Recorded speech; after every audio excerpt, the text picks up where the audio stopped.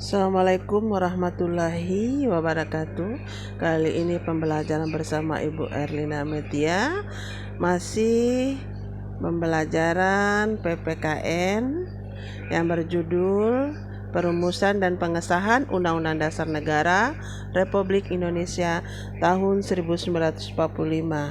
Tujuan pembelajarannya seperti tertera di layar. Yang akan kita bahas pembagian C-nya adalah arti penting Undang-Undang Dasar Negara Republik Indonesia tahun 1945 bagi bangsa negara Indonesia. Arti penting Undang-Undang Dasar 1945 dapat dilihat dari pembukaan Undang-Undang Dasar 1945 yang memuat beberapa pokok-pokok kaidah negara yang fundamental. Kita lihat dari makna alinea. Alinea pertama itu menjelaskan arti penting suatu kemerdekaan. Suatu negara apabila ingin melakukan kerjasama atau mewujudkan cita-citanya harus merdeka atau terbebas dari belenggu penjajahan. Hal ini pernah terjadi di negara Indonesia. Indonesia dijajah oleh beberapa bangsa asing, kemudian berusaha melepaskan diri dari penjajahan. Melepaskan diri dari penjajahan tersebut sangat sulit dan setelah mencapainya, marilah kita bersama-sama menjaga kemerdekaan Indonesia. Di alinea kedua memuat cita-cita daripada bangsa Indonesia, di mana cita-cita bangsa Indonesia itu adalah mewujudkan masyarakat adil dan makmur. Cita-citanya. Bagaimana cara mewujudkan masyarakat adil dan makmur? Itu adalah tugas kita bersama-sama dengan pemerintah. Pemerintah dan rakyat harus bersatu untuk mewujudkan cita-cita tersebut. Di alinea ketiga memuat tentang pernyataan kemerdekaan. Dinyatakan kemerdekaan Indonesia. Berarti Indonesia sudah mempunyai kemerdekaan secara hukum. Indonesia sudah mempunyai kemerdekaan tertulis secara hukum di alinea ketiga pembukaan Undang-Undang Dasar 1945. Kemudian di alinea keempat memuat tujuan NKRI.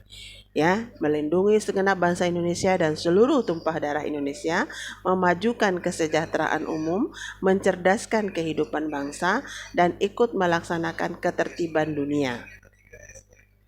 Itu adalah tujuan NKRI. Untuk mencapai tujuan NKRI ini butuh pengorbanan yang luar biasa dari masyarakat maupun pemerintah Indonesia. Perlu kerjasama yang baik.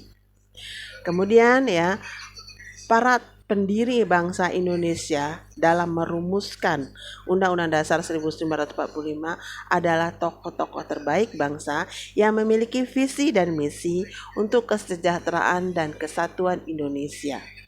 Ini harus kita tiru sebagai generasi penerus bangsa Indonesia. Tokoh-tokoh terbaik bangsa Indonesia. Bagaimana caranya kita mewujudkan seperti tokoh-tokoh terbaik bangsa Indonesia? Belajar dengan sungguh-sungguh. Tidak ikut hal-hal yang negatif, ikut hal-hal yang positif. Para pendiri negara dalam setiap pengambil keputusan, dia menggunakan penuh rasa tanggung jawab, bertanggung jawab atas segala keputusan yang diambil. Bersifat kekeluargaan, merasa satu, walaupun berasal dari negara-negara lain, maksudnya daerah-daerah lain, tapi mereka merasa bersatu keluarga. Bertoleransi, menghargai, menghormati, menggunakan kecerdasan, kecermatan, dan ketelitian. Hal ini diwujudkan dalam kerjasama. Pada zaman dahulu membuat jembatan aja bersama-sama. Kalau sekarang jembatannya berbeda lagi. Pembangun Indonesia sudah luar biasa, sudah sama dengan negara-negara asing. Mari kita wujudkan, mari kita jaga Indonesia. Mari kita wujudkan tujuan dan cita-cita NKRI. Di gambar terlihat bekerja sama membuat jembatan. Bagaimana sebagai alat penghubung jembatan ini berfungsi sebagaimana mestinya, kita harus menjaga secara bersama-sama.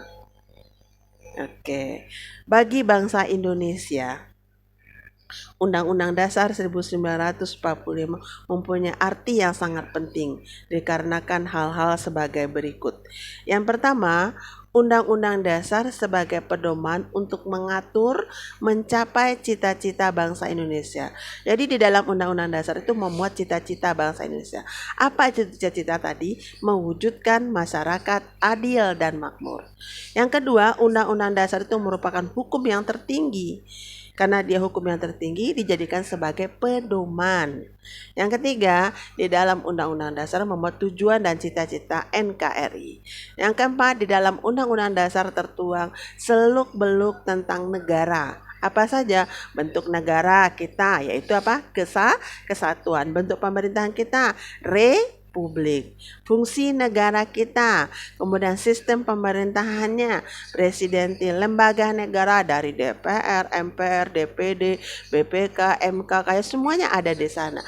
Hubungan pemerintahan pusat dan daerah, hak dan kewajiban warga negara, itu ada semuanya di sana.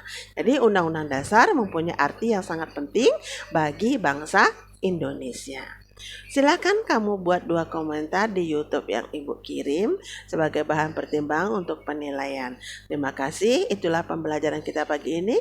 Wabillahi taufik wal hidayah. Wassalamualaikum warahmatullahi wabarakatuh.